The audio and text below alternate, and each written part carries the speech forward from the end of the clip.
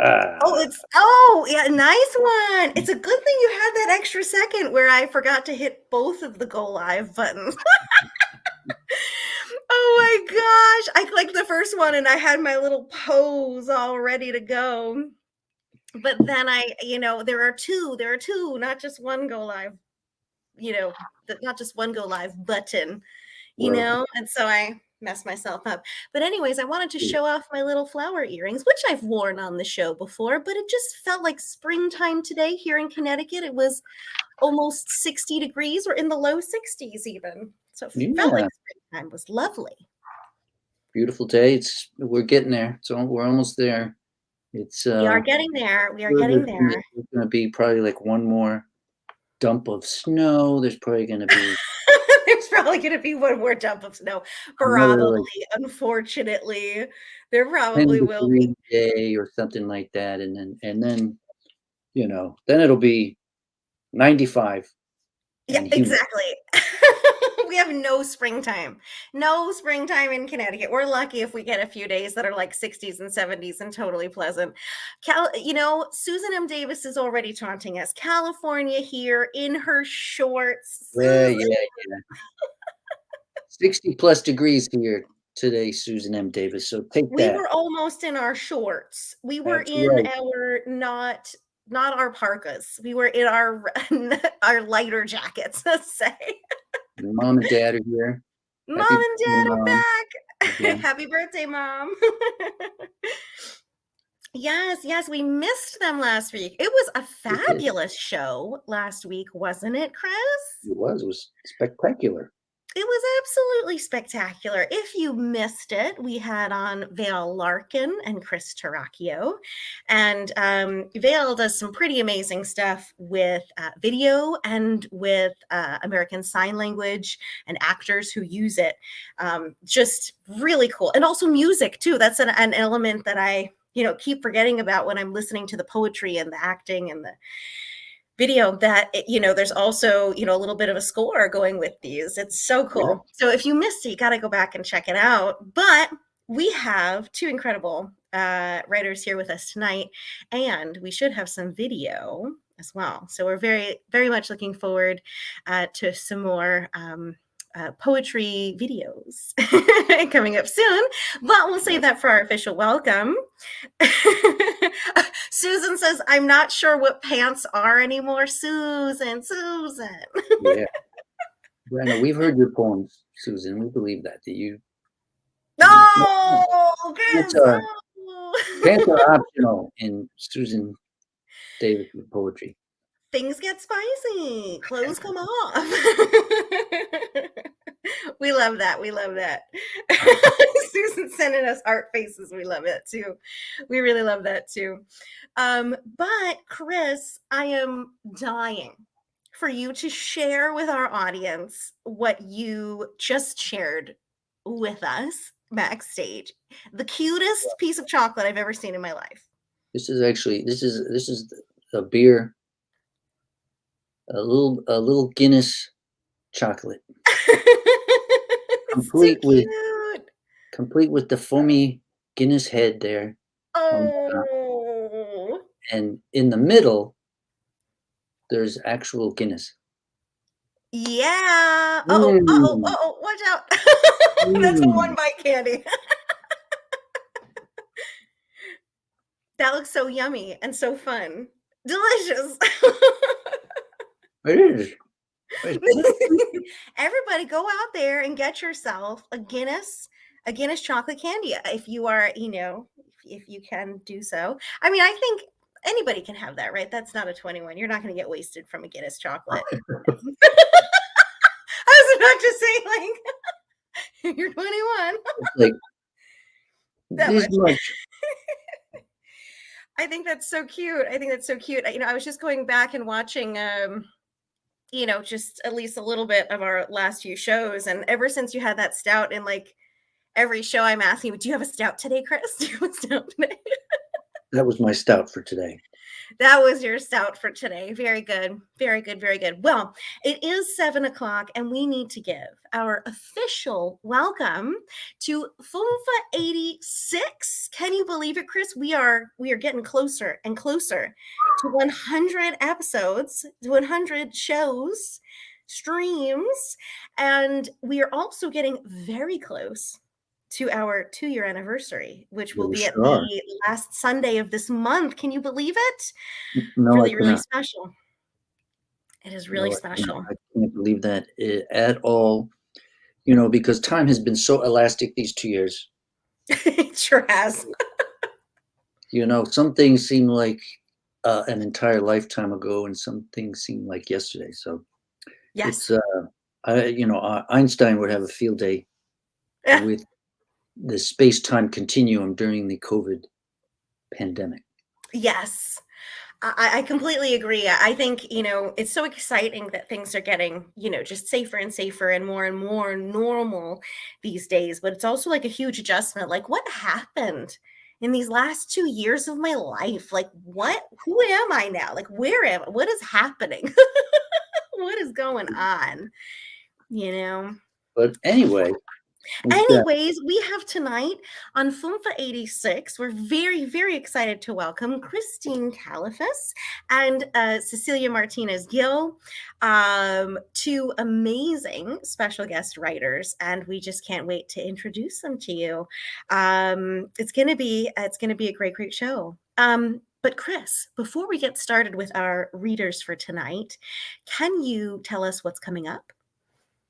absolutely next week, the 13th of March, we have Nicole Caruso Garcia Yes. joining us for some spectacular poetry, some poems, Some poems. as well as Ken Cormier. Ken is, like Christine, who's joining us tonight, Ken is represented in the Connecticut Literary Anthology for 2021. And that's how we met him. And so those two will be here next week. The following week is our spring open mic night, Woo! where we have just a slew of fantastic readers. Some of whom I'm not even sure who they are, but because there's so many. Bob Howe, Derek Webster. We've got Meg Moore, Phil Lemos, Lindsay Woo! Vernon, right? Lindsay. Yes, Lindsay Vernon. We have Brenda Sorrells. And Renee Megan Newberg. Muldowney just reached out to participate That's as well. great. So my half yard dear So- local friend, Megan Muldowney. Trouble's And Funfa alum. coming to town next week for the spring theme open mic. Trouble. The following week is, as we mentioned, our anniversary show, our 2-year anniversary. And we've got many guests who have committed and some who we're waiting to hear back from. I'm not sure who you've heard back from, but we know that our good friend Baron Wormser will be here. Woo! Elena Dillon will be here. Paul Conqueso. Yes. Paul Conqueso, Paul Latour will be with us. John Chance Acevedo will be with us, and he will be razzing and teasing Midnight and Paul the whole time. I have yet to hear from Midnight, but my heart is planning. We need Midnight. We need Midnight, but we do need to hear back from him. So I don't want to. It's not official. We will harass him and as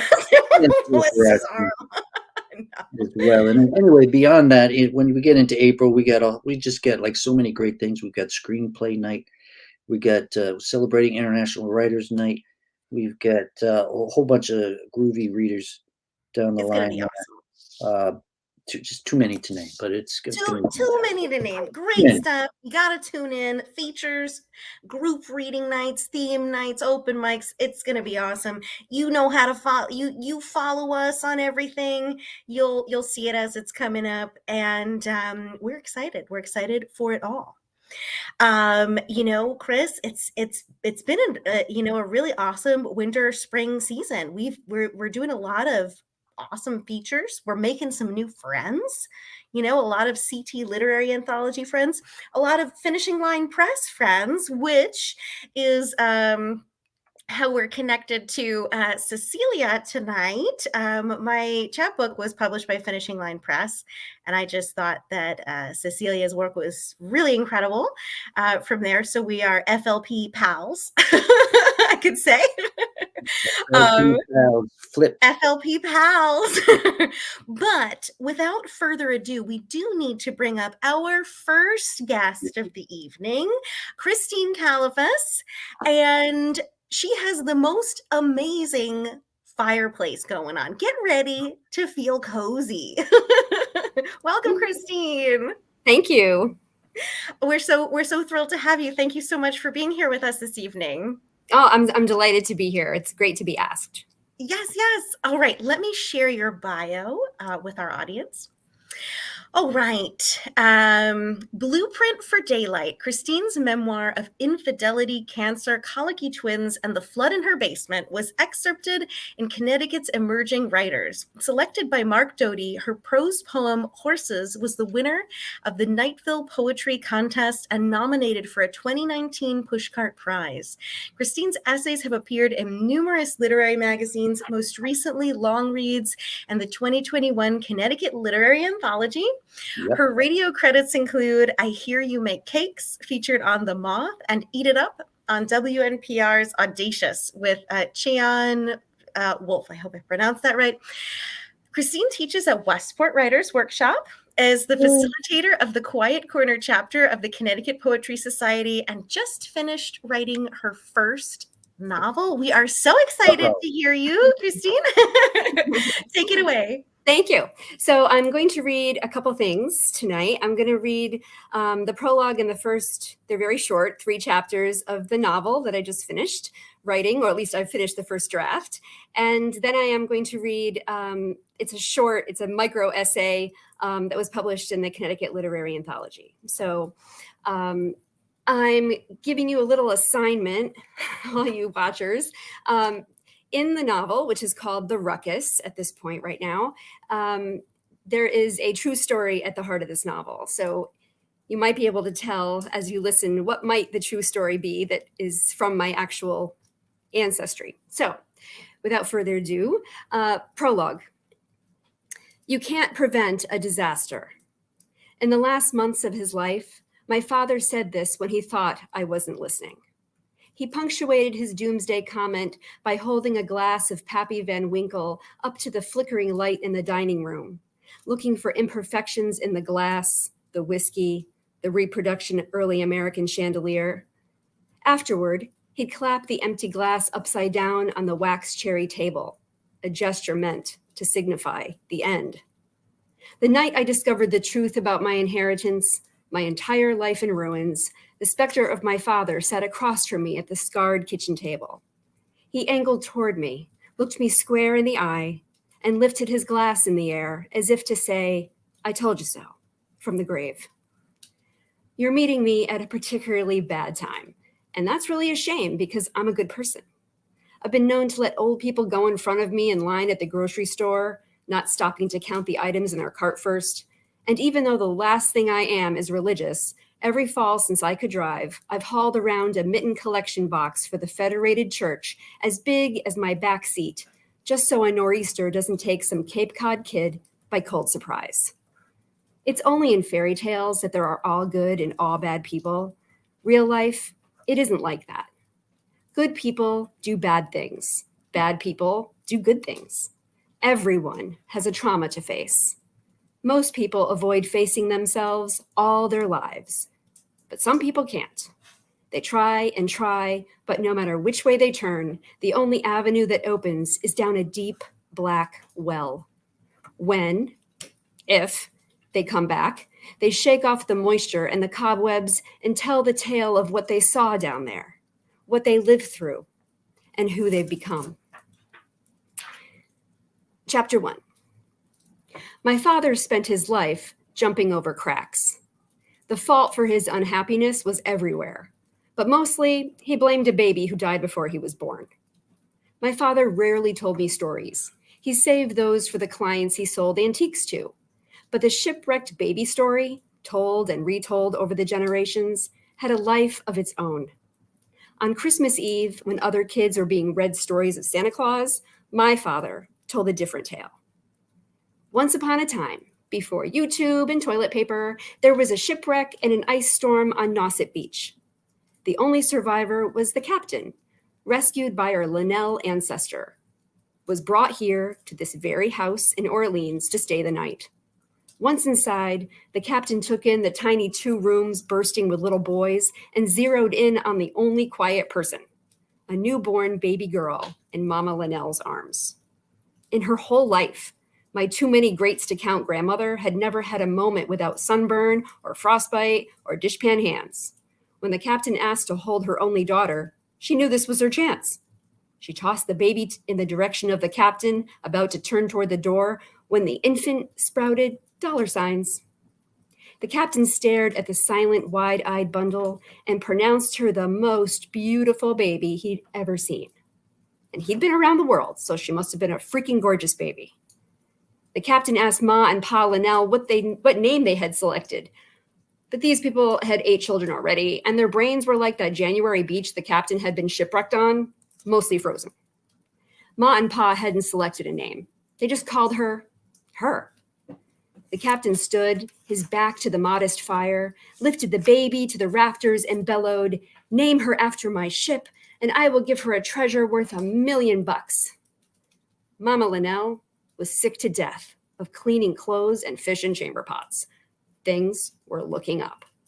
She granted the captain his wish and decided to stay, which was probably a bad move because this rich bitch baby hoarded the captain's treasures for herself, grew up, joined a cult, gave some of the treasure to them, and hid the rest in the house. Now we have nothing. Merry Christmas. This is not the way my father told it, but it's how I remember it. What was important was that I retained the gist. There had been a treasure, and now it was lost. Some of the treasure was left to undeserving maniacs, which sounded like the truth. But the line about treasure hidden in the house sounded like what an adult would tell a child they'd been cooped up with all winter.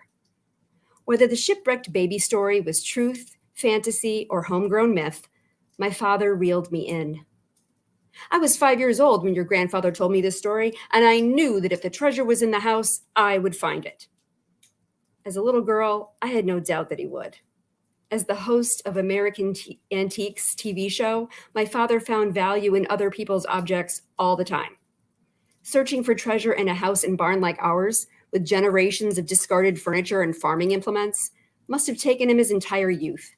In high school, he even pried loose the attic floorboards. We always finished the story the same way. I would say, "But you never found the treasure, Daddy," snuggling closer to his feet. He looked down, surprised that I was listening or that he had a daughter, and frowned into his whiskey.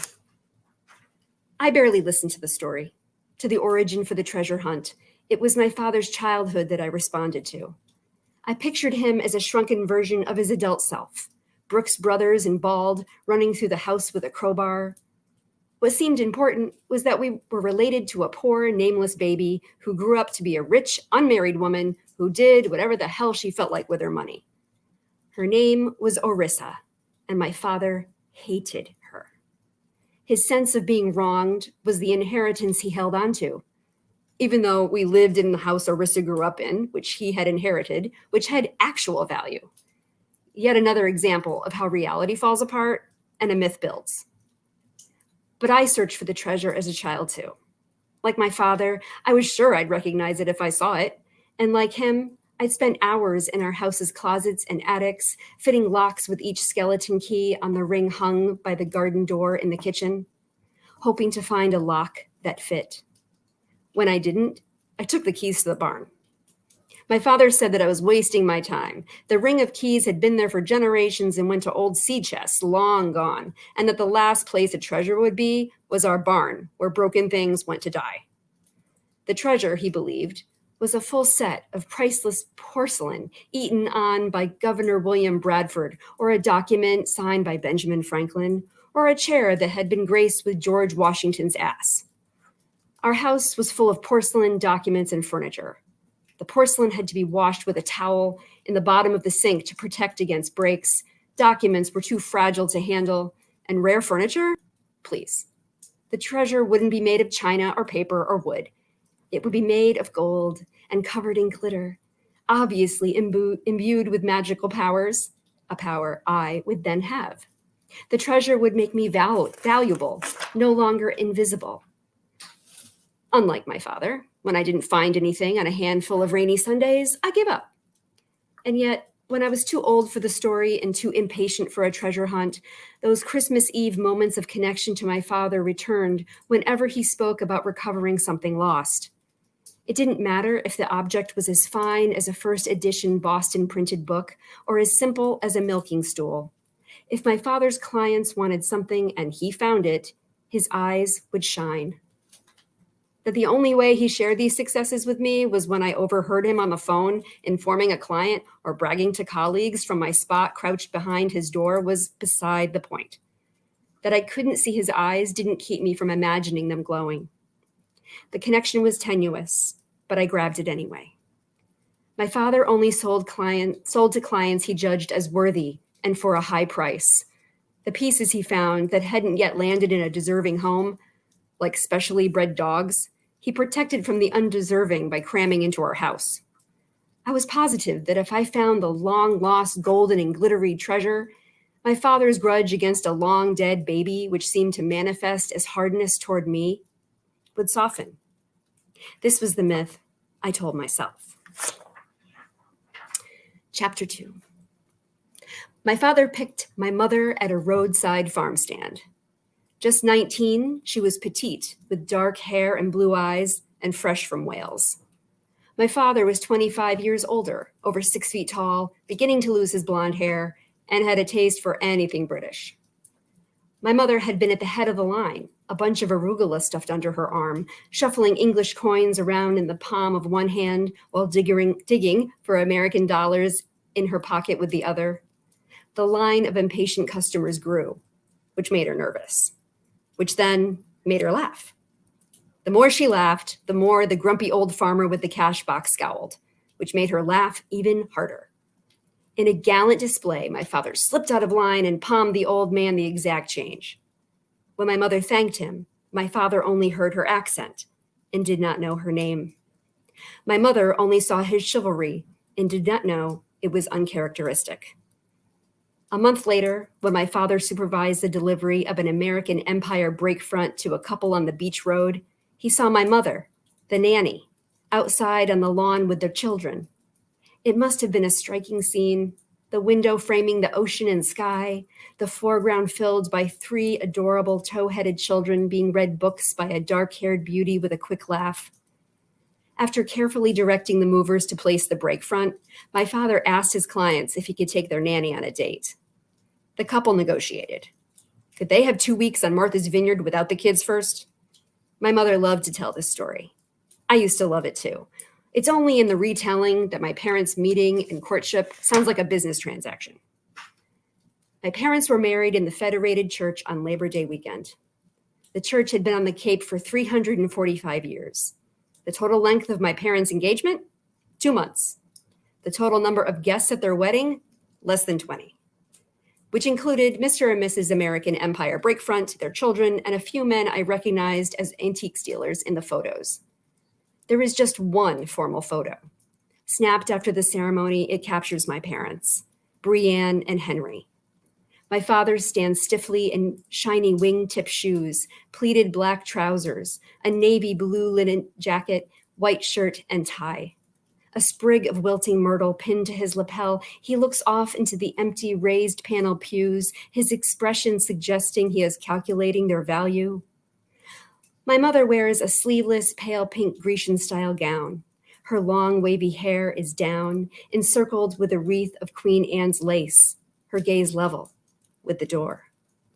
I took this photo as evidence of what my father had once told me when I asked why everyone else in school had grandparents and I didn't.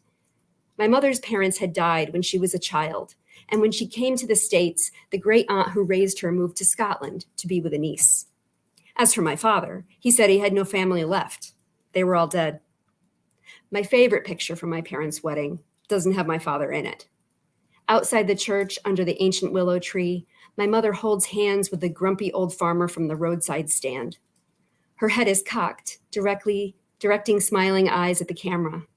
She holds her bouquet of buttercream dahlias in one hand, the old man's hand in the other.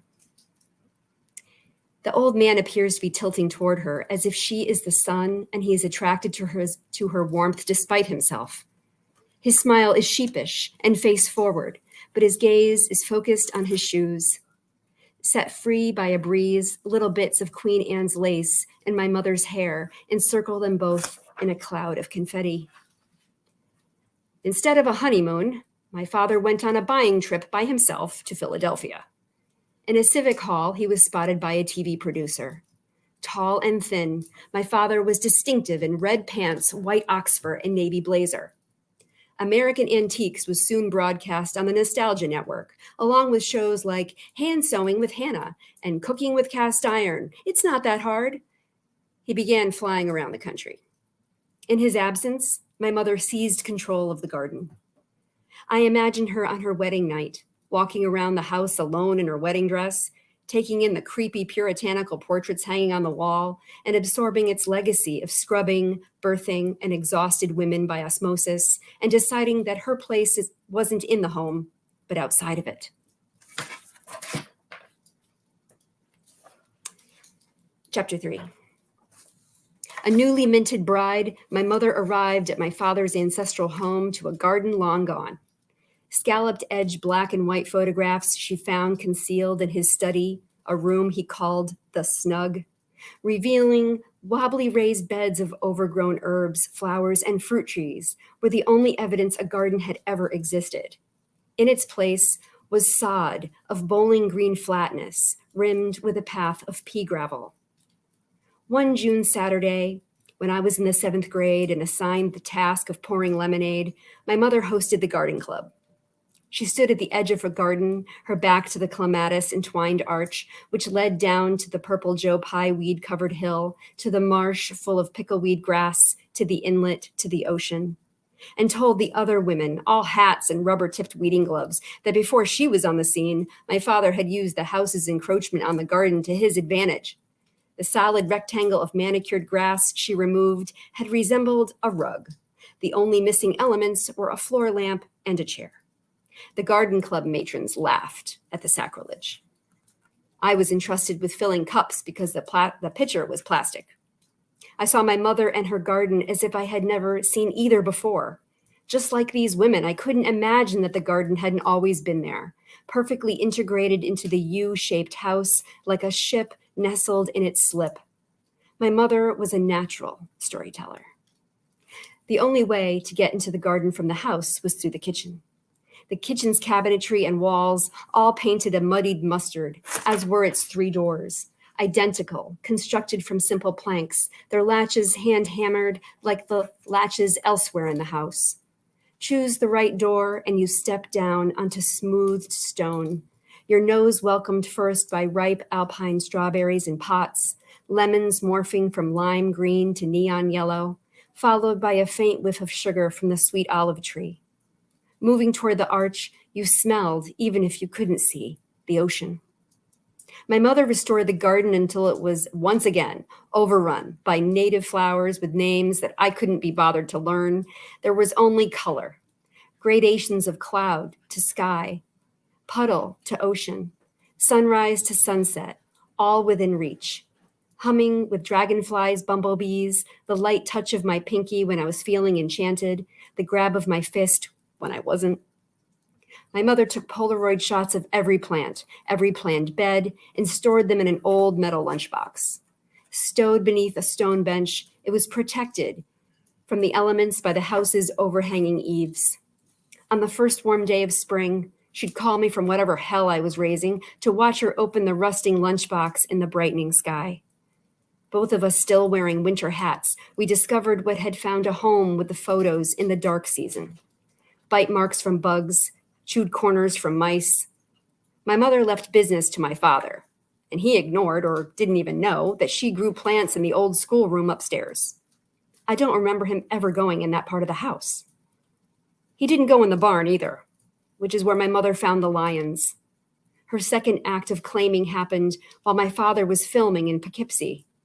She installed the lions attached to the base of a gravity-fed fountain where she thought they belonged, dead center of the meticulous, never-used bowling green, and next to it, placed her shovel. So that's the novel, and so far. And I'll read now the short mini essay. And it's in the current issue of the Connecticut Literary Anthology, and it's called Look Inside a Woman for the World. When Connecticut shuts down, so does my uterus. Ah, you have pandemic period, my OBGYN says. I think about punctuation while her hand is inside me. Her first name ends in a soft A, like massage, like adore, like ally. My first OBGYN had a last name that ended in a Y, like a question, so he should have been able to listen. As if his name wasn't a trick, as if his name was a soothing why, as if his name didn't shout he. His misdiagnosis should have resulted in my death. That's not cancer, that's a clogged milk duct, as if the body could not build twins and also try to demolish the mother. My period took off on vacation, I tell Elena. She laughs and jokes back while her finger circles my cervix. Where did it go? She asks, paying attention.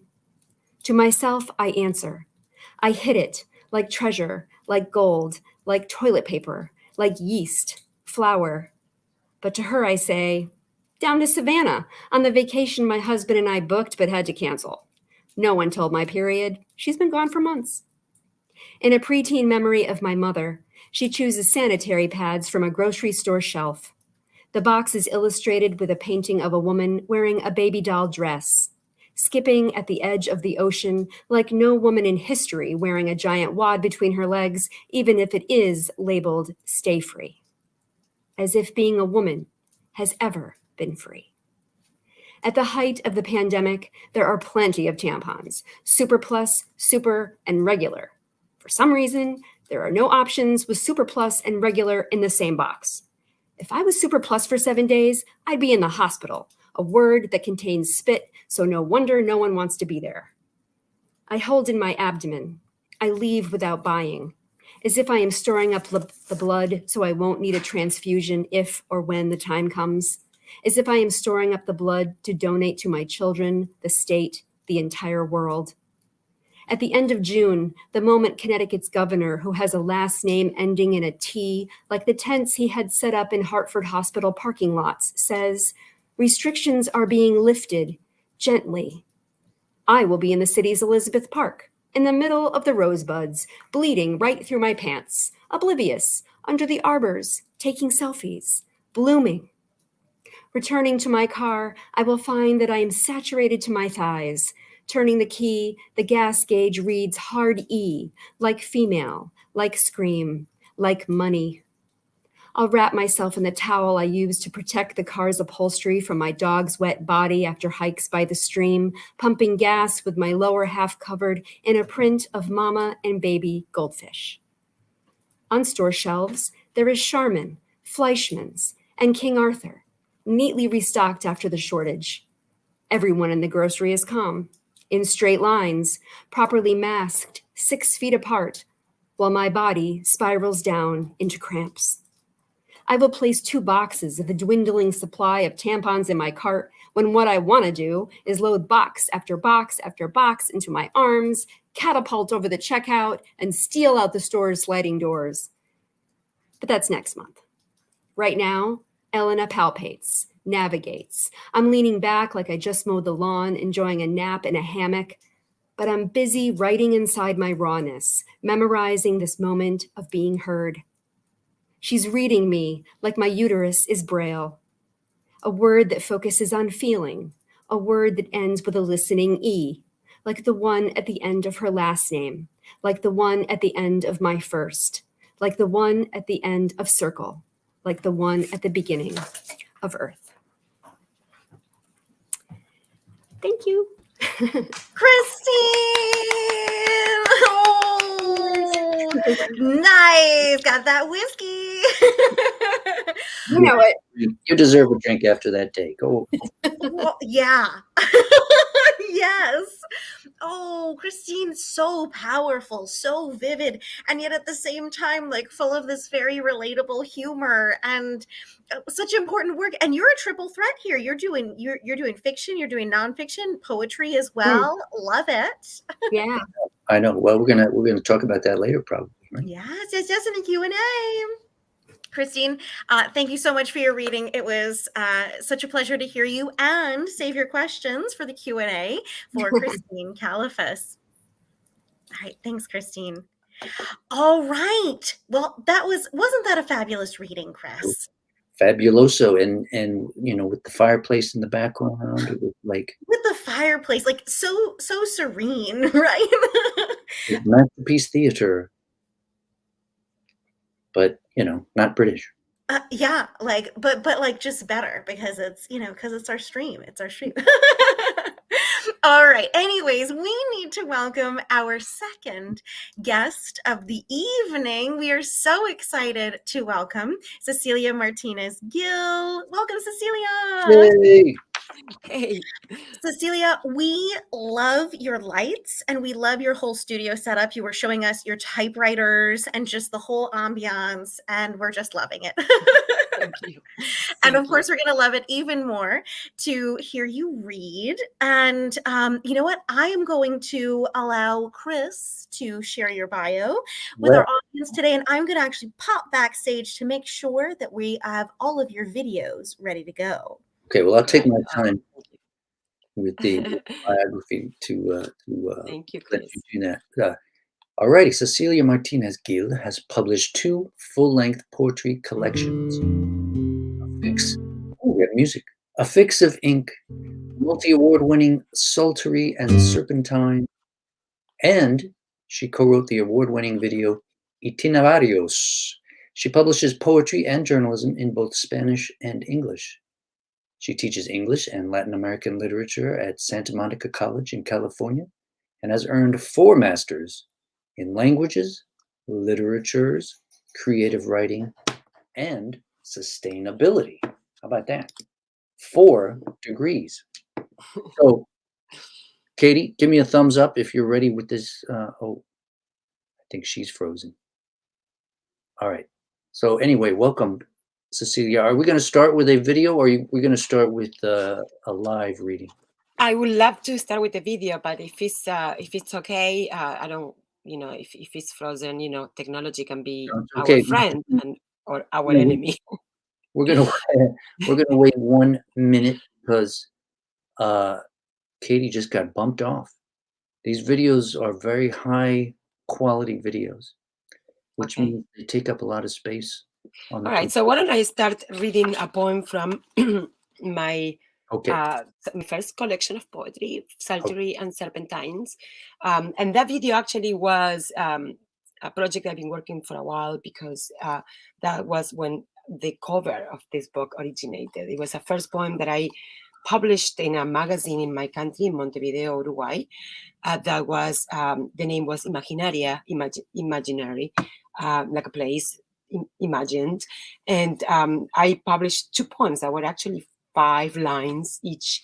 And I just bumped into them. I stumbled upon them recently, and I had friends and my cousin and Patricia, who is here, but I ended up using her amazing pictures of clouds for an extended part of the project. And so I use clouds from my country, las nubes from the sky in my country, which is a unique color of blue, I believe. And so, but that's when this cover originated. But I'll tell the story in a blog that I am working, an essay that I'm working on. But for now, I'm just going to read the first poem. I'm gonna jump out and then we'll come back. Yeah. Okay. So I'm going to read from Sultry and Serpentines right here. Sultry and Serpentines. Poised messages, pondering, lingered gleams. Is this vivacious dance in the air? Letters whose wings are open to envelop me of promises. Our rendezvous warms this intimate anticipation with a smile whose mouth dreams of you. I lick the rim of the envelope and I glide into the lutes that play these tangible sounds within this moment. This is music that flies feathers in the ether. My body will be music today, and I will whisper wind in your ear from chiming strings.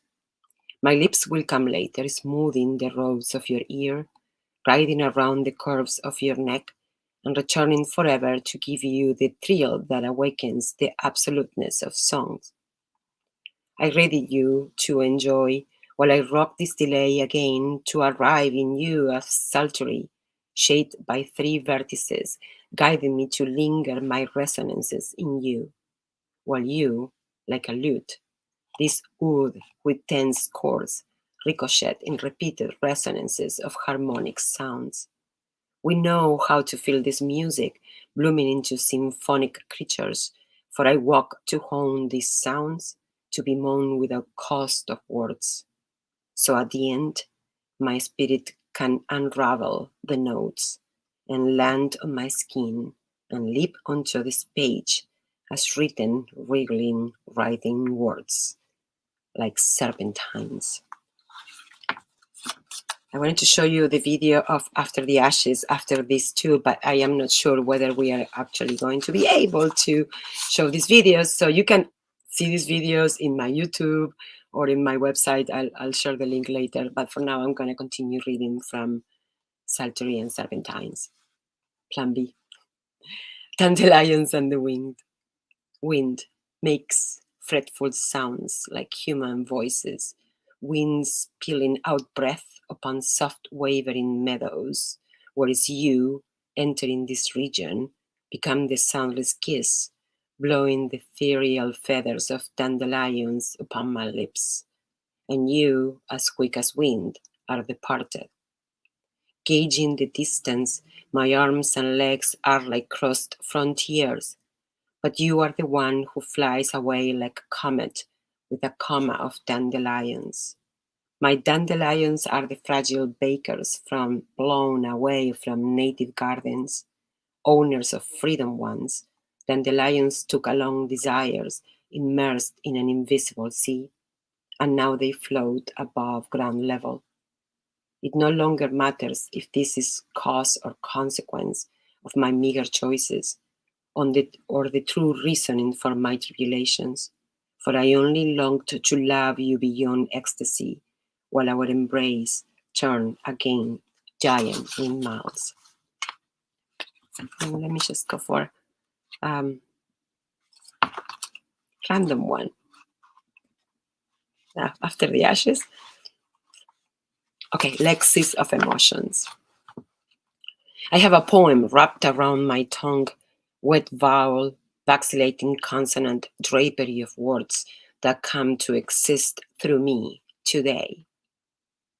My mother tongue is not my language, for my native voice is the poetic texture of my being. Tied in a knot I must write to unravel my essence outwardly, for there is a force that binds me to my origins, a thread of tears drop by drop, like footprints staining the soil, with echoes of laughter and sequences of sorrows. But now, a delectable, edible vocabulary envelops me in ephemeral sounds, gasped and whispered, mumbled and sung, most certainly sung. Poetry of luscious lyrics, delicious writings, a dish of voices multiplying so there is no more agony, no more grief, only my living tongue in the birth of words departing from the center of its slippery humidity. Such a womb, this mouth. For I must reveal these my own prophecies, marry the word to the myth as the word is pronounced plummeting within this story. For all I wish is to speak Lexis of Emotions. All right, so I'm going to move to a poem that I was actually going to show the video in its version in Spanish, and a poem and the translation that I created afterwards. But but I'm just going to read it now in Spanish, just for kicks and for my audience in Spanish. Mujer de amor. En la zafra de caricias hubo una mujer trémula pidiendo respuestas a través de la lengua en una caricia. Y en el cuerpo acostado, la espalda abierta y plena está temiendo. Una vez más, la mujer de amor se escapa del silencio y de los pescadores, y de los buscadores, y de los antropológicos árboles y guitarras que fueron camas o fueran madera de fuego, y fueron tanto que tememos estremecimientos. Y la mujer de amor tiene las piernas abiertas y diferentes y copas en lugar de pechos y miel en lugar de pezones erizados y tiene olor a hierba fresca y los hombres tienen miedo en los ojos, como antes a la oscuridad le temieron. Aunque busquen amaneceres o enciendan velas azules o despertadores, porque la mujer de amor ha encontrado la misma madera crepitando en todos los años, apretados en uno mismo. And here is the version in English. It is a very rough translation that I sort of improvised. Woman of love. In the harvest of embraces, there was one shuddering woman who asked for the answer in every licking of her tongue of wet caresses, and in the body, lying down, the backbone opened in fright. Once again, this woman of love escapes from silence, away from fishermen, afar from buccaneers and trailblazers, and uprooted from anthropological trees and their ensuing beds and guitars. She escapes from solar watches that became firewood, and they were so much that we all fear their cracking tremors. And the woman of love has her legs open in difference, and she has chalices instead of breasts, and honey instead of bristled nipples, and her scent is of a moist grass. And men are fearful in their gazes as they fear darkness before her, even though they might be looking for sunrises, or lighting blue candles, or renouncing to alarm clocks, because the woman of love have found the same firewood, the identical timber crackling within, along all the ages, tightly welded in the oneness of herself. Okay, I'm going to move to something else since I am not seeing any video coming up. So I'm going to read. Which video would you like to show next? I'm so sorry, the clouds. No, it's video. totally fine. Let's show the clouds, because that's the one I made especially for this event. So it's the first one. Thank you so much, lovely Katie. And I'm totally fine. I was having fun. Number one. Okay, good. We love to hear you. I'm so sorry. Something with that first video is tricky. Which one would you like to show? The one. No, I am from South America. People in Latin America, Latinx people are MacGyvers. We improvise. We are fantastic at jazz, improvising everything. So I improvised and I was having fun. Beautiful. So I am totally fine. Yes. Okay, just tell me. I can give the it one. If you can play the one and then number 3. Yes. Okay, I will do my. Okay.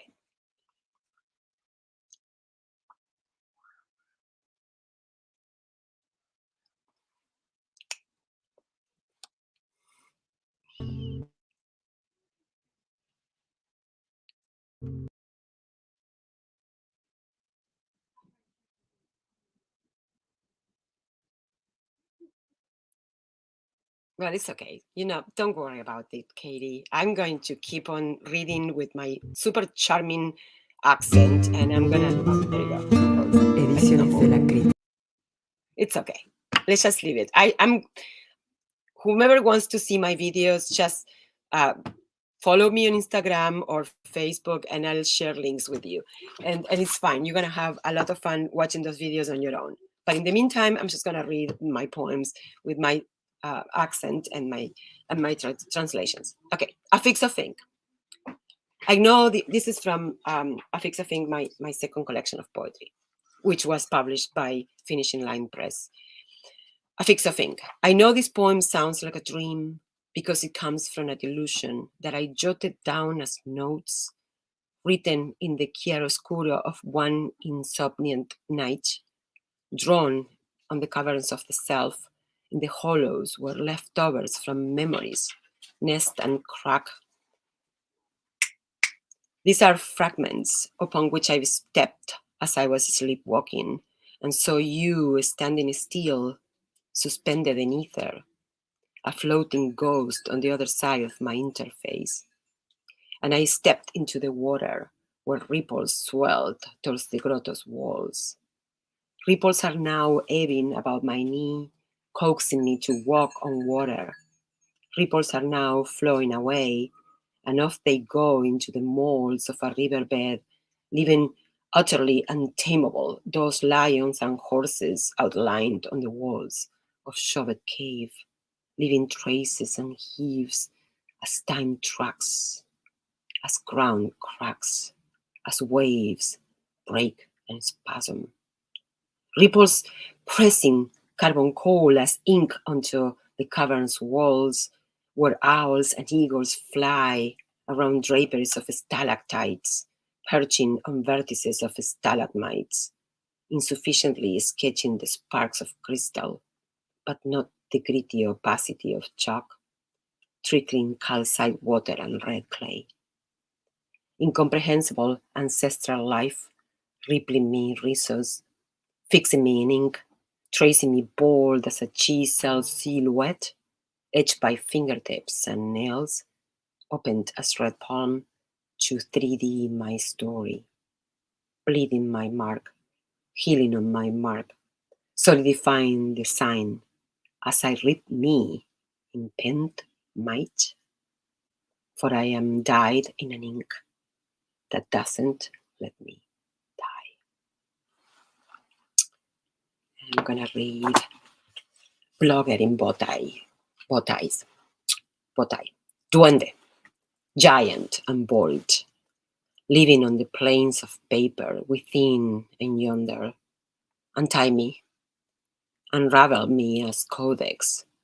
Today, come to read me like no one has ever filled my pen. Feel me as you speak to me the word duende. My walk is sensual on these lines.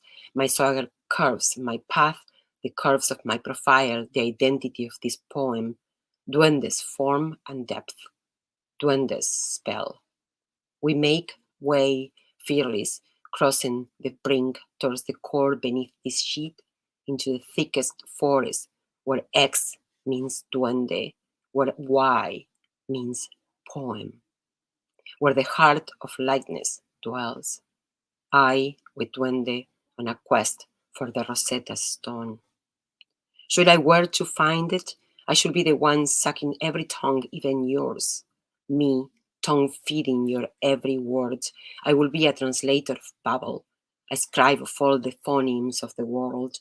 I will be language fed, wearing duende organically, a second skin, however, never second guessed. I will be able to fall and spring with ink, and write not of trolls and their stupid bow ties, and read not of their malice and derision, rather write of duende and in duende's stead. Now duende scripts talking leaves out of tree barks, spelling my words from layers of this heart of geyser, and ink saps over me like marine lava, sluicing me in xylem, as if duende were washing Lilith's forsaken valleys and blackening all of those stained letters, expelling deception and other horrors of Con's landfills. I poured milk over myself, legible, spelled, recording the page itself, nurturing each with the decipherable ink of my breast, as I latched this poem, cradled in warmth, so I may be one audacious, perpetual, sourced poem in duende. And let's see, I'm trying to figure out if timing is working now that I don't have the videos, but let's see. Okay, I'm going to read it in Spanish and English. It's called Coup d'etat, which is a French title, a French word, phrase, but I have the poems in Spanish and in English. Spanish version. En español. Coup d'etat. De golpe me quedé sin aire. temblando, sin embargo, con una audacia inesperada.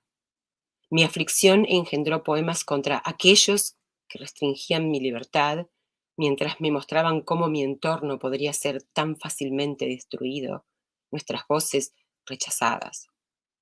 Oré a una estrella pulsar porque esta era una tierra sin Dios. La gente luchaba contra la ignominia en las calles. La gente votó en contra de la impunidad. Aún así, la luz se movía tan rápido como una bala contra los prejuicios.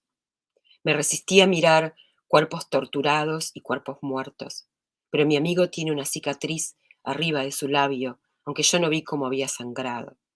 La redada fue en medio de la noche y la hoguera se encendió en el centro del patio, sobre las baldosas californianas de mi casa en Rivera y Ponce.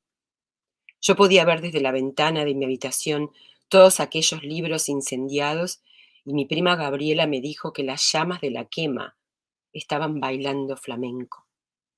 Casi vivos permanecimos dentro de ese itinerario tan extraño, unidos por ese cordón umbilical nativo que, sin embargo, me transformó y a vos, amigo, y nos hizo responsables. No necesitabas explicar el Hades, tampoco necesitabas describir el infierno de Dante. Nos juntamos a cantar canciones de la nueva trova y tomamos yerba mate. Nos vivimos unos a otros, unos para despertarnos de la poca conciencia que nos quedó después del golpe de Estado, que nos dejó una realidad aturdida en la que flotábamos casi muertos por un largo tiempo.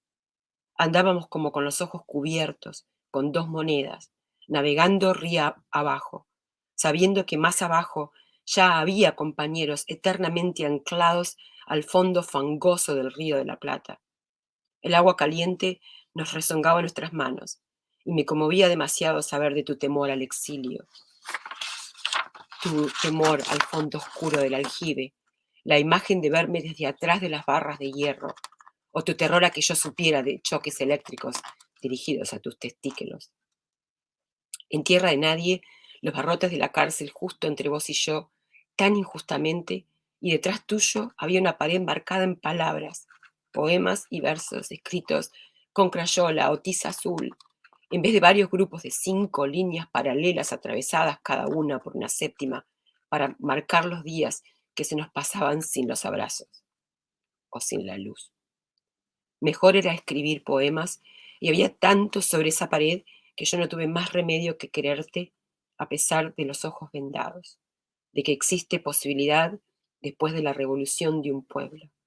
Pero todavía me pregunto, ¿cuándo habrá una revolución? La versión en inglés no creo que me haga llorar tanto. Coup d'etat. I was left without air, shaking in unexpected spot.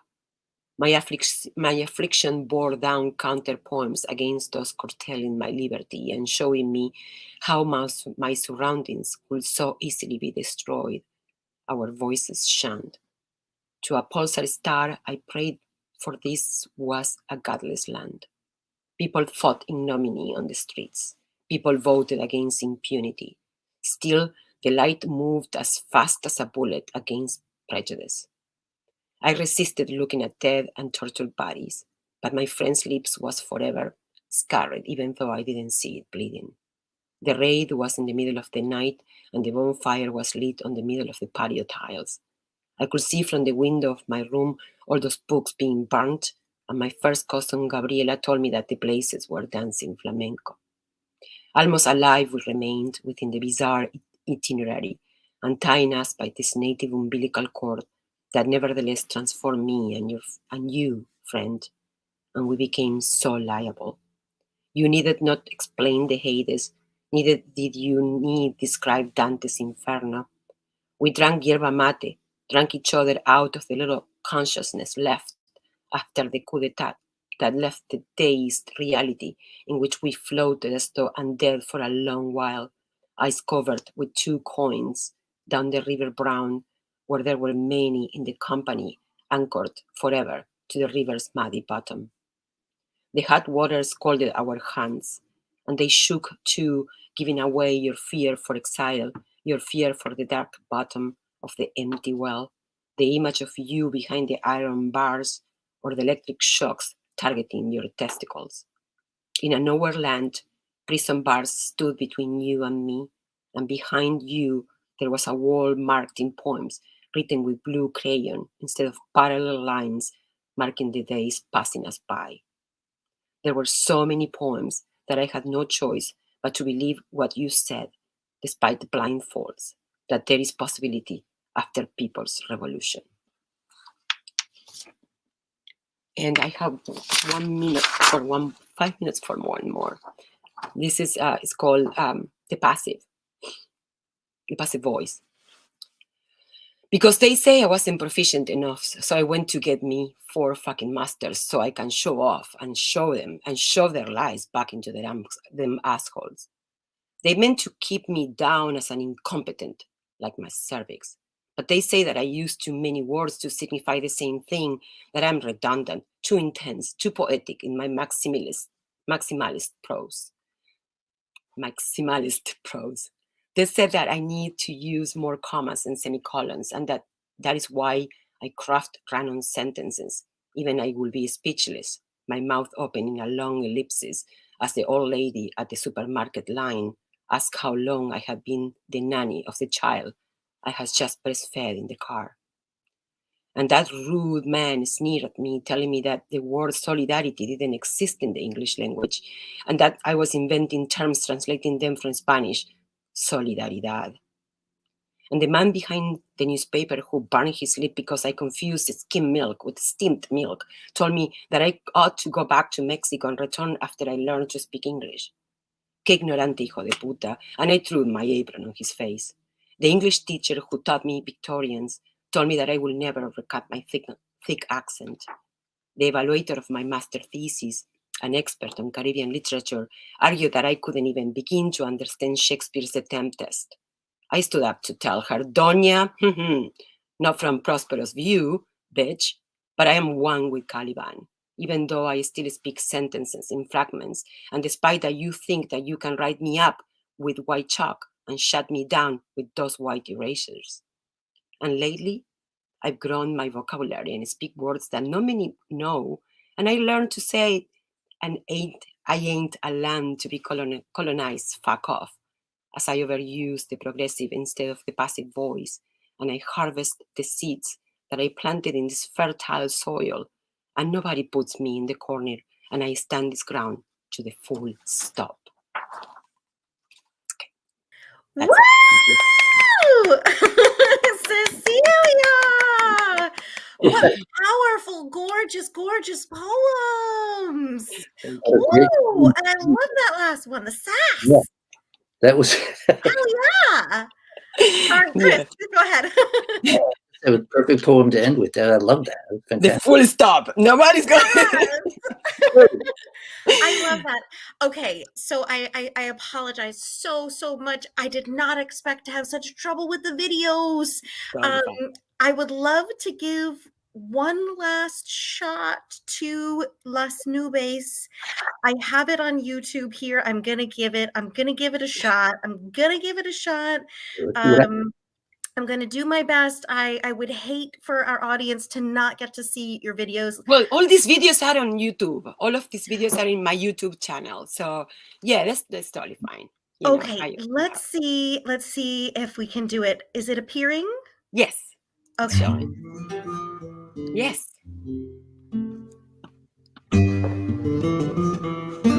Ediciones de la Crítica. Imaginaria. Año primero. Número 1. Diciembre de 1987. Suplemento de poesía de la revista Nueva Crítica. Las nubes. Él, todo el tiempo, me arrebata los fuegos, las ganas. Y quiero creerte, pero de nuevo guardo silencio. Él, de nuevo, todo el tiempo. Las nubes.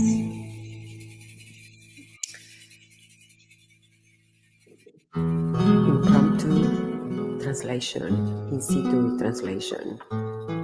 Clouds. He, all the time, overwhelming my fires, desires. And I want to believe you, but again, I keep silent. He, once again, all the time, clouds.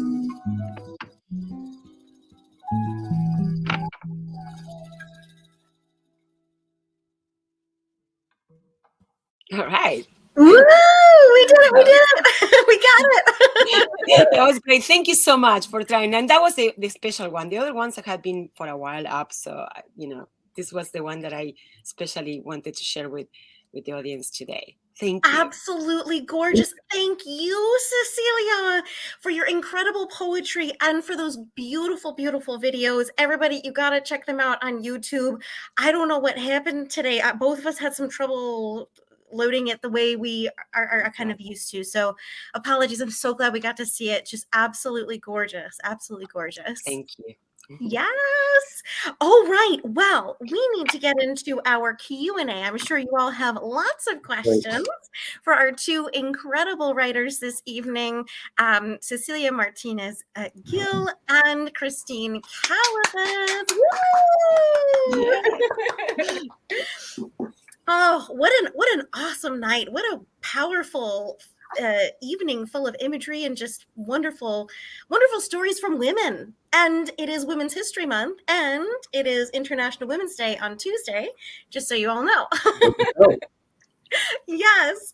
All right. So while our audience is getting their questions up in the chat, Chris, let's ask our famous first question. Sure. We'll start with Christine and go over to Cecilia. But the question is, how has being a writer changed your life? What? How has it not changed my life? I make no money. that's the first difference. That's very clear. Who knew? Money as a seamstress was abundant. And anyway, no. Well, I'm much happier. I'm much happier as a writer. So that encompasses the entire answer. I can't think of another answer that would be better than that. Well, okay, but explain that. Like, what, you're happier because. Well, I'm happier because I don't feel like there's any prescription to my day. I get to decide what I'm writing, and I love what's happening right now with genre. I love that it seems to be kind of mirroring what's happening with gender, and we're kind of breaking down barriers. And I'm looking forward to the day that we can submit work and it doesn't have to be categorized as poetry or prose. And yes, it's just writing, and I'm just submitting something. And unless it's going in the New York Times as journalism, who cares if it's fiction or not? I mean, all poems are part fiction anyway. And there's always some fiction and nonfiction, and there's always some nonfiction and fiction. So I'm just love that I get to be a part of this exciting time as a writer. Awesome. And as we just saw, there's so much visual artistry going on in writing too. I mean, a lot of people like Cecilia and our friend Katie here, and a lot of people who've been on here before using not only video but music as well. It's like it's all blending. So, yes. Cecilia, how has being a writer changed your life? It didn't change. I don't think I could have another life. This is the only life I have. So there is no changing. It's just like I was born a writer.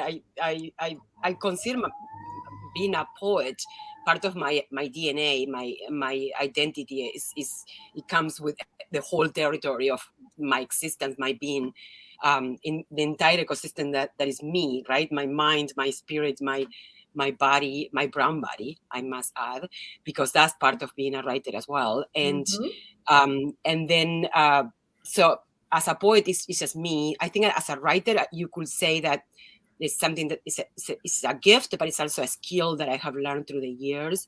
But I've been writing since I was 8. I show you my typewriter. The That was from my typewriter. grandfather. From my grandfather, when I wrote my very first poem.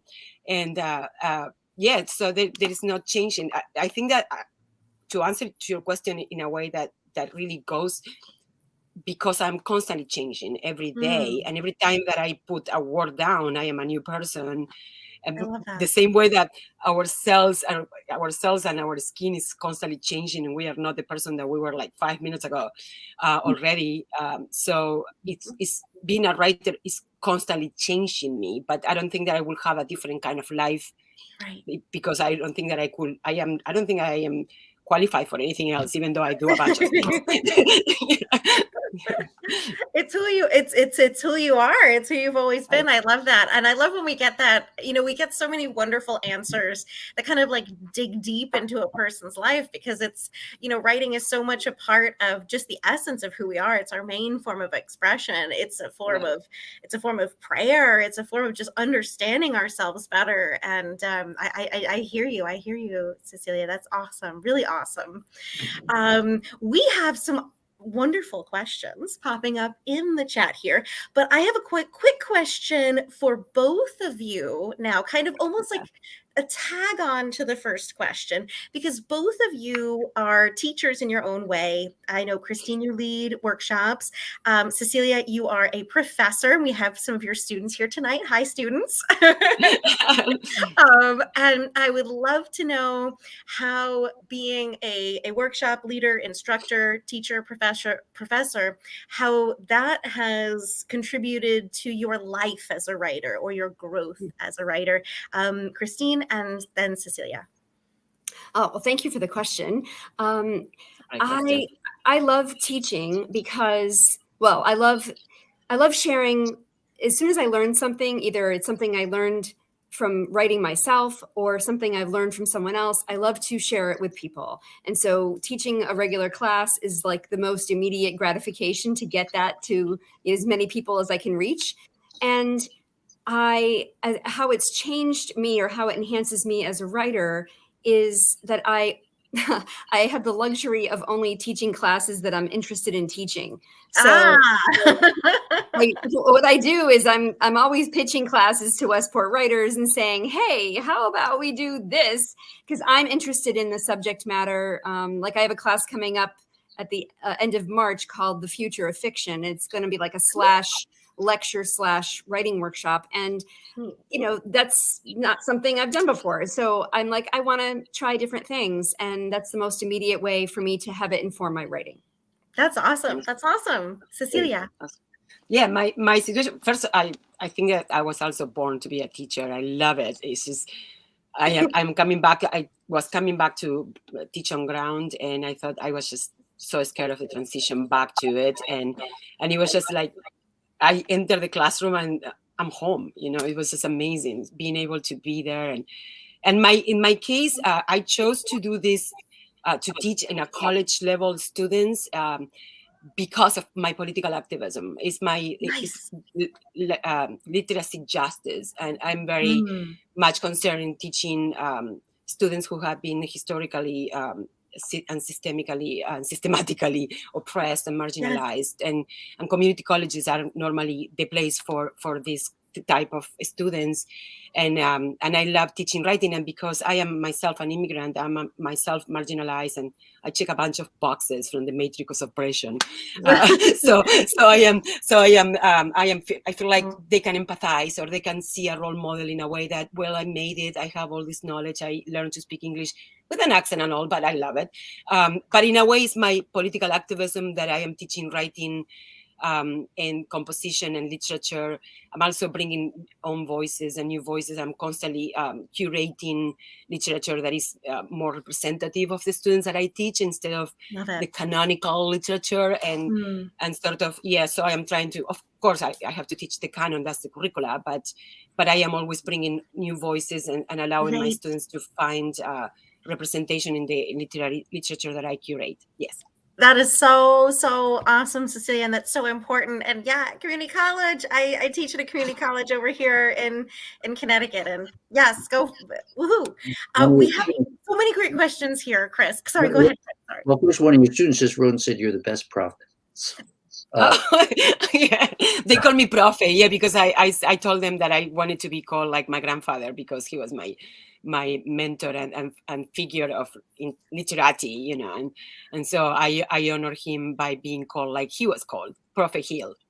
I love it, Profe Heal, heal, heal, heal. All right. Yes. Martinez Heal. I will make sure to pronounce it correctly. Thank you. That's beautiful. Yeah. Perfect. Perfect. All right. All right. Well, that is so cool, Christine, Cecilia, that you are getting to focus on what is important to you and what you want to share with your students, with the people that you're working with. And that's an incredible, incredible opportunity. We have this question from Derek. It says, Cecilia, could you tell us more about your translation process? You seem so comfortable moving between languages, but do you have a preference for the types of material that fit each language most naturally? Yeah, dying to hear this answer.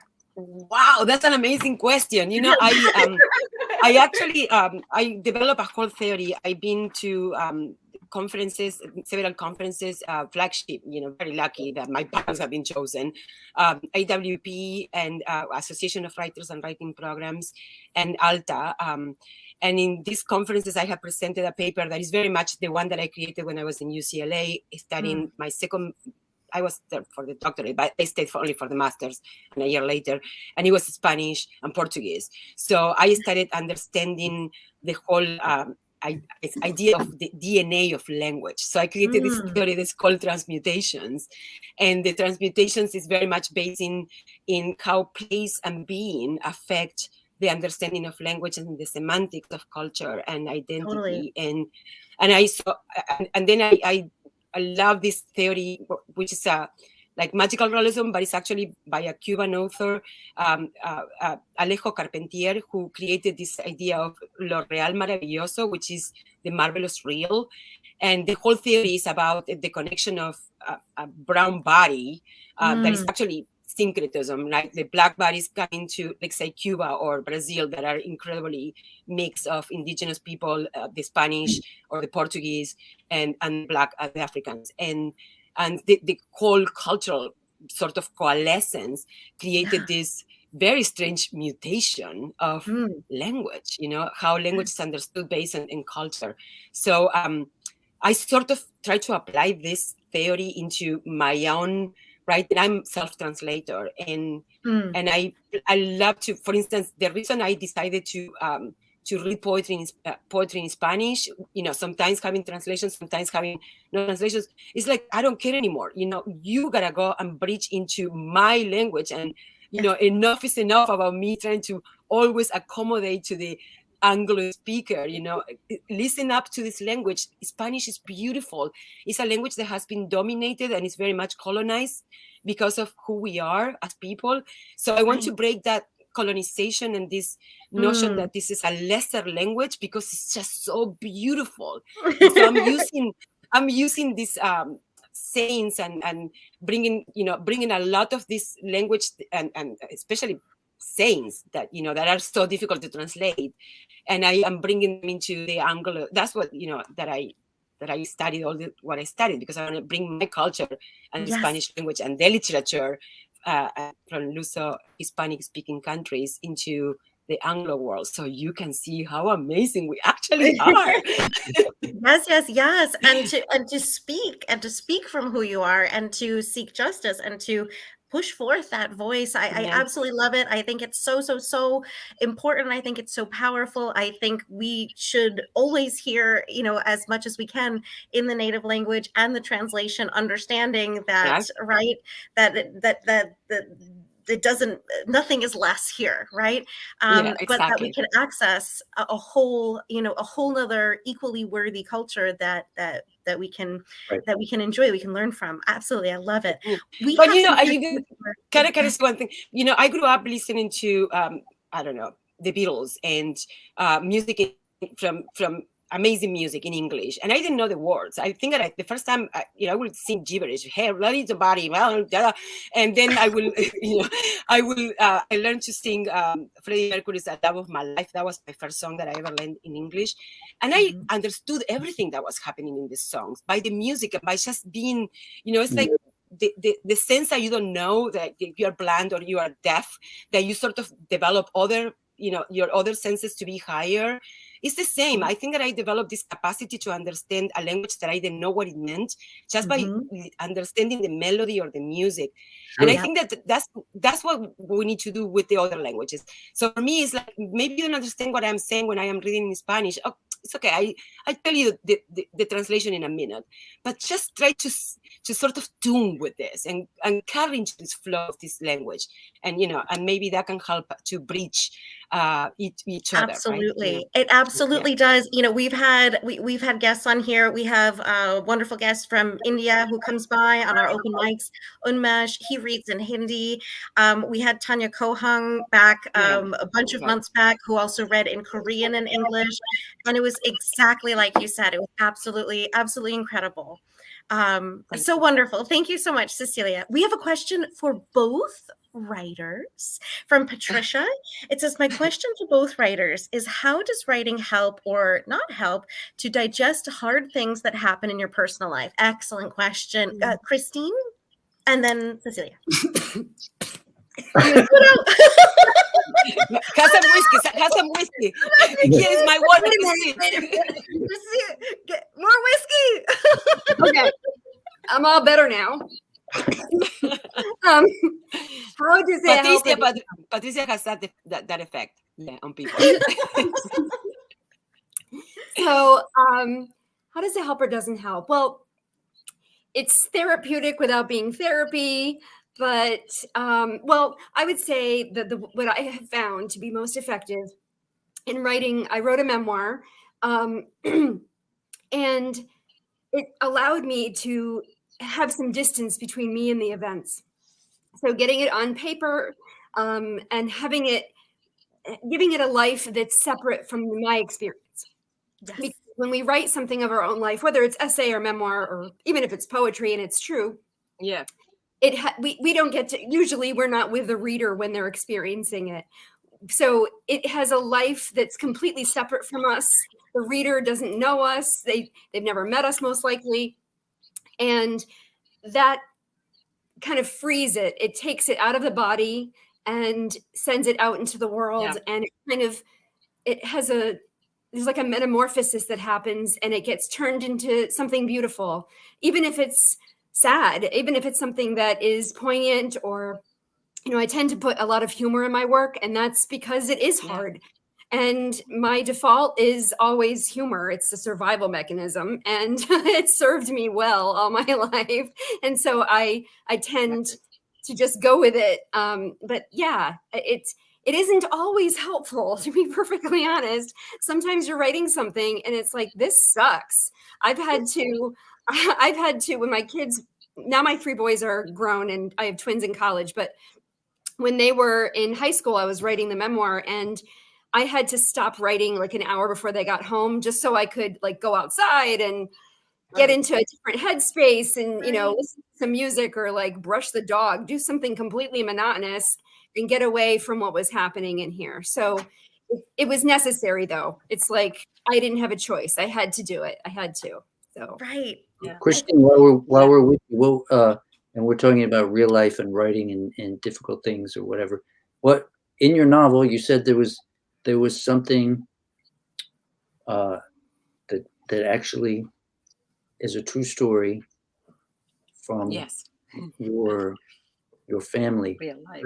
Is there a treasure somewhere? Is that? So this is the true story.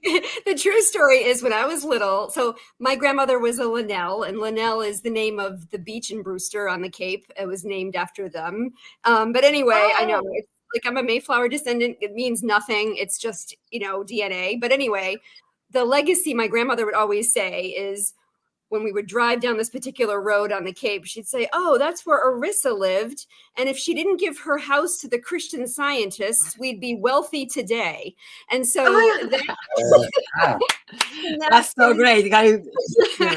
so that's the story that I have lived with my whole life. So you're working through that. You're working through that the bitterness. Yes.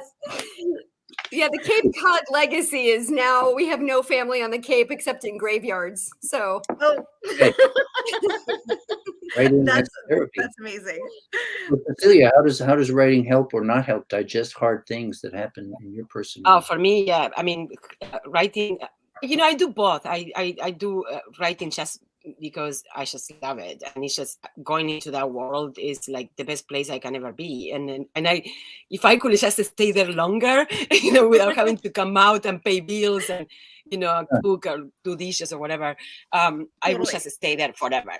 Forever, forever, because it's the best place I have ever been. And that is it's lonely too. It's just lonely, and spending time only right there with yourself, and then your characters that they become real if it's a novel. For me, writing has been my savior. I have always, the first poem that I ever wrote was out of trying to internalize the passing of my grandfather, and that's what that poem sort of comes out, because that was the first time that I actually realized that I was a poet. Internalizing the grief of losing my grandfather and going into looking at the sky, because my grandfather had blue eyes, which is it's not that uncommon, but it's less common than in America. And so I will just look at the sky and became very obsessed with the blue of the sky because of my grandfather. So it was my way to process, and blue became a very important color that is very present throughout my entire work, whether it's poetry or prose or my novel that I am writing and editing, and I am also working on a project about memoir essays, and these things come out, and the writing about the traumatic experiences. But mostly what I do is trauma resilience. It's like writing to internalize grief so I can come out and on the other side very much like landing on my feet and on high ground at the same time. So yeah, it's both. It helps, but I don't really want to focus on using it. I don't want to use writing as a tool for grieving. I want to also, because I think that will be self-serving. Just cure me writing. Instead, I rather share it. Yes. I want to do something that it can be shared and that other people can learn from that experience. If that is the case, something traumatic. Yeah. And so much of the time, writing and poetry, when we're sharing it with the world, it helps other people to access, to feel and process their own grief. It's so much bigger than us, that it's therapeutic for us. It's so meaningful and so important to us. But when we get to share it, we see this massive effect that it has. And like Christine was saying, it kind of lives its own life beyond that. And that is something kind of very, very healing and exciting too. And that's something that we can offer to other people. I love it. Love it. Very good. We have another question for both of you. And then hopefully we can squeeze in this question for Cecilia and then our famous last double question. All right. So let's get to it. All right. So Aloisio says, I also have a question for both writers. Are you guys currently working on new books? And how is the process of writing a new book, and what are they about? Christine, working on a novel. Alu, thank you so much for asking such an amazing question. This is Alu, one of my students. He's coming from Brazil. He actually comes from Manaus, and he is a fanatic of Clarice Lispector and a lot of who is one of my favorite writers on top. And he is very, very well-versed in literature from Brazil. What a great question. Thank you, Alu. But Christine, you answer first. I love it. So this is the situation. My first draft of my novel, I just talked to my agent this past week, and she likes it, and she gave me homework. So I have an assignment to do, and then I talk to her in the beginning of April, and we start whatever comes next. But while I was waiting to hear from her, I started working on the next book, which is about my seamstress life. That's awesome. That's amazing. I will give the 2-second synopsis, which is basically after I had cancer and twins at the same time, and I recovered. This is in the aftermath of my husband's affair, so it was all kind of together. I know Chris is like, I know. yeah. So That's too much. That's a lot. tell me about it, man. A lot to grapple with. Yeah. Well, I got stuff over here. Extremes. So Yeah. just hold it while I talk for a little, strength. So after I was done with that medical experience, I started sewing a lot, and I had been sewing since I was 6 years old, but I did it like as an extreme sport. If you could do sewing like that, that's what I did. And now it's been 7 years since I closed the business, and I realized that sure, I was healed or cured rather, but I wasn't healed. And by taking control of the scissors and the needle, and making beautiful things in my basement, and it turned into a business. I took them all over the East Coast. It was a way to recover that nobody else could see. And so that's what that's about. That is so cool, Christine. Well, good That's luck. We super can't cool. we can't wait to hear I that. admire you. I admire you. I bought myself a sewing machine, and I think that I had it with a project that I had it for like 10 years, and I couldn't just get the needle through the thread. It's just, I gave up, and I just hired someone.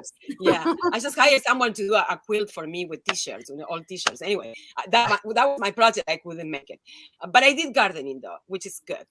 So my situation is with, first of all, I am super happy to announce publicly today that I am publishing my third collection of poetry with Unlikely Stories, Unlikely Books, and it's going to be in the fall. Yeah, so I will be presenting a few poems. I actually wanted to present, one of the videos was from one of the books. What is the name of it? Pan's Prayer to Pandora. The story is actually a novel told in poetry. The two characters are avatars of lovers meeting in the cyberspace, during the pandemic. and then it was written many years ago in my Loyola Marymount program of English and creative writing. And the novel, is a novel that the poems are actually the emails that they wrote each other. Right. But the novel is never going to see the light. I think that I'm going to burn it. And the poetry was rescued and then created the whole novel. So these two guys, the sorceress and the knight, are meeting in the cyberspace and having a love affair, a cyber affair. And they don't know who they are. They have avatars. And the whole interaction is very poetic, but in the medieval feels like, everything is in medieval language, and the poetry. I love it. Yeah, so awesome. The title is very long. It was the title of my presentation for my master thesis in English and creative writing at Loyola Marymount. The title is, listen up, it's a whole poem. Epistles of one sorceress writ with indigo ink brewed in a night's cauldron. I love that. the whole title of the that. Yeah, and I'm gonna be reading a few poems with Unlikely Stories readers at the EWP in Philadelphia in March, and also I am going to New Orleans for the Poetry Festival in New Orleans in April to also read poems that I am working and editing with Jonathan Penton, the editor-in-chief of Unlikely Stories, so we can have the book coming out. But I am also working on a novel that I wrote in 3 months during my MFA at Antioch University. I graduated in 2020, and that's when I finished the novel. And then I've been editing on and off ever since. But I am getting ready now. I have a couple of agents who ask me for pages, and I'm getting ready to begin querying because I have been scared to query during the pandemic.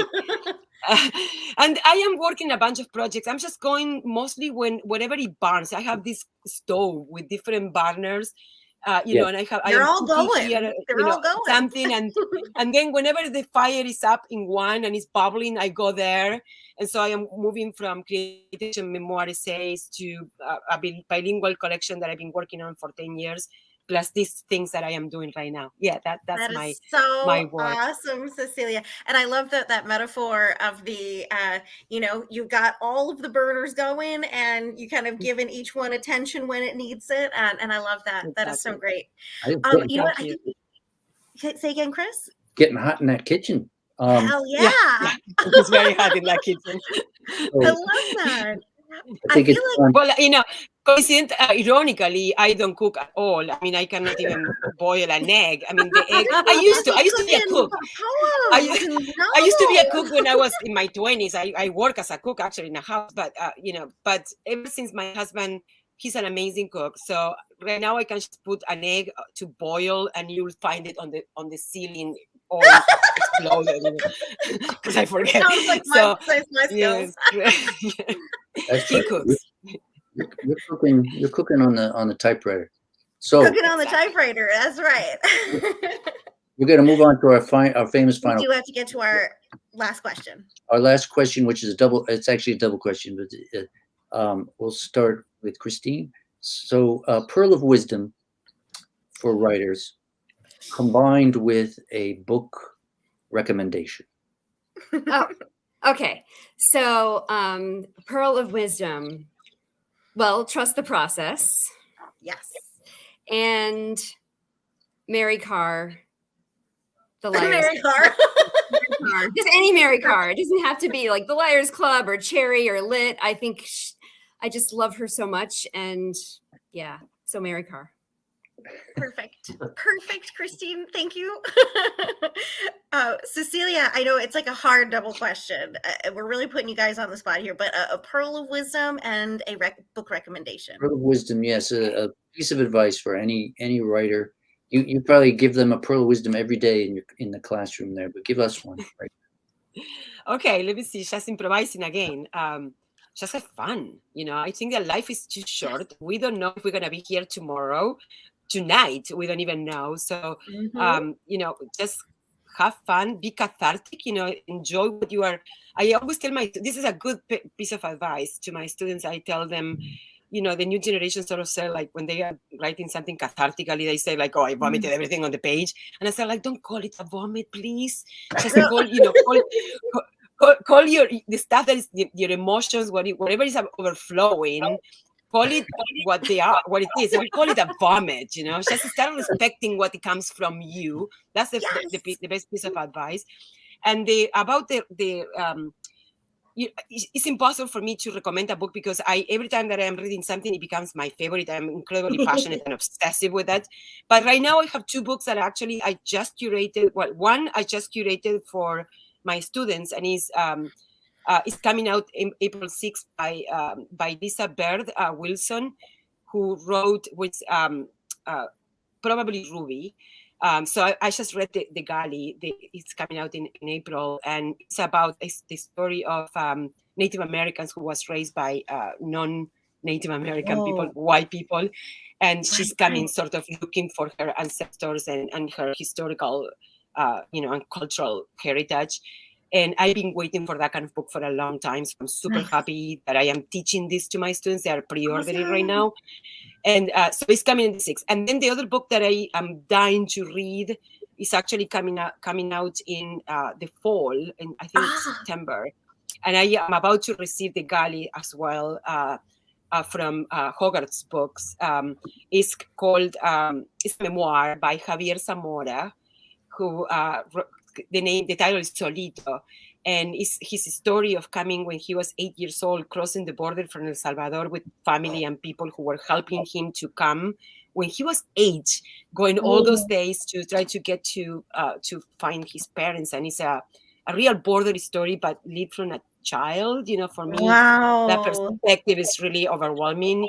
And I want to use that book as well as an amazing memoir that I've been really waiting for, because I think that we need to tell these stories. I am not that kind of immigrant. I came, Totally. first class, but I know of others who struggle and wanted to come to America with, looking for a better life. And I think those stories Absolutely. are really very powerful.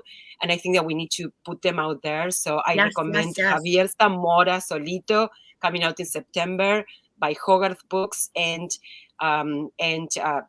probably Ruby by Lisa Bird Wilson, coming out now in April. And of course, I am doing justice. I'm working for justice activism about own voices, Black, Indigenous, people of color voices. Yeah, there you go.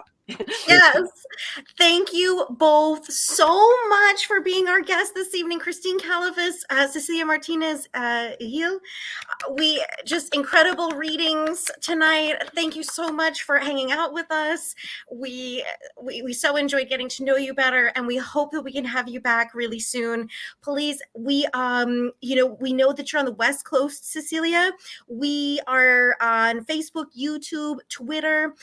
Both of you can send your friends, family, fans to watch this later. It'll be archived on our Facebook and YouTube and our Twitter account. So whatever is best for them. You could also embed this, on one of your websites if you wish. And everybody go and watch Cecilia's videos, which are on YouTube. And Cecilia, the next time you're on, we will work out. We will make sure all the videos are working. We reduce the quality or something. Thank you so much. It was fantastic. I love it. And Christine, I am just so thrilled to meet you, and I can't wait to read your work. Yes. Thank you so much for being with me tonight. Cecilia, listening to your poetry, it was just like I just felt like I was floating. I mean, I took French in high school. My Spanish is no good, and it didn't matter. It just felt like I was, being taken on a ride, and I didn't, it's just a delight. And beautiful. Oh my God.